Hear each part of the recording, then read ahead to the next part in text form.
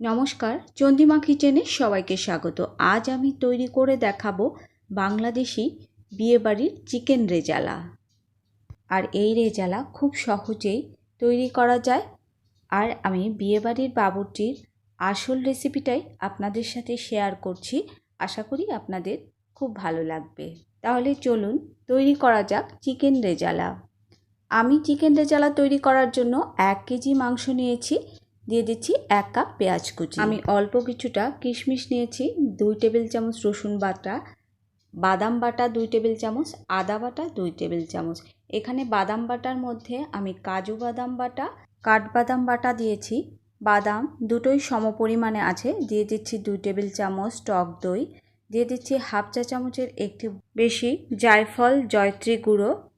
এবার হলুদ গুঁড়ো 2 চা চামচ, 2 চা চামচ জিরে গুঁড়ো, 2 চা চামচ ধনে গুঁড়ো, গরম মশলা গুঁড়ো 2 চা চামচ আর 2টো আলু বোখারা নিয়েছি।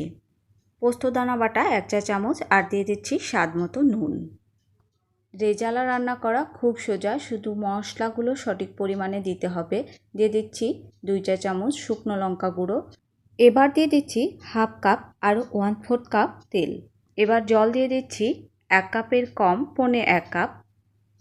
এবার ভালো করে মেখে নেব। আর আমি যে তেলটা এখানে দিয়েছি ওই তেলে বেরেস্তা ভেজে নিয়েছি। এই বেরেস্তা ভাজা তেলটাই আমি এর মধ্যে দিয়ে দিয়েছি। এখন আর কিছু করতে হবে না, এখন মেখে চুলায় বসিয়ে দিতে হবে। তবে চুলার সবথেকে কম আঁচে ঢাকা দিয়ে রেজালাটা রান্না করতে হবে। একটু সময় ধরে রান্না করতে হবে। আর ঢাকনার যে ছিদ্রটা, আমি একটা লবঙ্গ দিয়ে ছিদ্রটা বন্ধ করে দিচ্ছি। 10 মিনিট জাল দেওয়ার পর আমি একটু নেড়ে দিচ্ছি।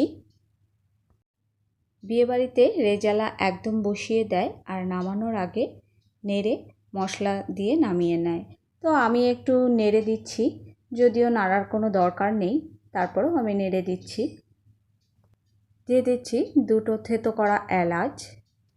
আপনারা চাইলে এখানে এলাচ গুঁড়োও দিতে পারেন। আমার রেসিপিটা যদি আপনাদের ভালো লাগে তাহলে লাইক, কমেন্টস, ফ্রেন্ডস অ্যান্ড ফ্যামিলির সাথে শেয়ার করবেন। আর খুব বেশি ভালো লাগলে অবশ্যই চ্যানেলটা সাবস্ক্রাইব করবেন। রেজালা অনেক সময় ধরে রান্না করতে হয়, আর রেজালা যখন হয়ে আসবে তখন একটু মাঝে মাঝে নেড়ে দিতে হবে। যদিও চুলার আঁচ খুব আস্তে আছে, লেগে যাওয়ার কোনো ভয় নেই, তারপরেও মাঝে মাঝে নেড়ে দিতে হবে। আমি 5 থেকে 6 মিনিট পর পর একটু ঢাকনা তুলে নেড়ে দিচ্ছি। আর এই রেজালা বানানো খুব সোজা আর খেতে এতটাই টেস্টি যে বাড়িতে একবার না করলে আপনারা বুঝতে পারবেন না। আর অল্প আঁচে সময় ধরে রান্না করায় মাংস খুবই সফট হয়। তেল উপরে উঠে আসার আগ পর্যন্ত মাংস ঢাকা দিয়েই রান্না করতে হবে। আমি দেখানোর জন্য বারবার ঢাকনা খুলে দিচ্ছি। এবার দিয়ে দিচ্ছি হাফ চা চামচ গোলাপ জল, হাফ চা চামচ কেওড়া জল। আর বিয়েবাড়ির স্বাদ পেতে হলে একটা মশলাও কিন্তু বাদ দেওয়া যাবে না। এবার দিয়ে দিচ্ছি 1 টেবিল চামচ মাওয়া। এখন আর কিছু করার নেই, মাংস রান্না হয়ে গেছে। আমি এখন ওভেনটা বন্ধ করে নেড়ে চেড়ে মাংসটা মিশিয়ে 10 মিনিট ঢাকা দিয়ে রেখে দেব। আমি আশা করব আমার এই রেসিপিটা একবার হলেও বাড়িতে ট্রাই করবেন, আর ট্রাই করলে আমাকে অবশ্যই জানাবেন কেমন হয়েছে। 10 মিনিট ঢাকা দিয়ে রাখার পর মাংসটা দেখুন একদম রেডি হয়ে গেছে।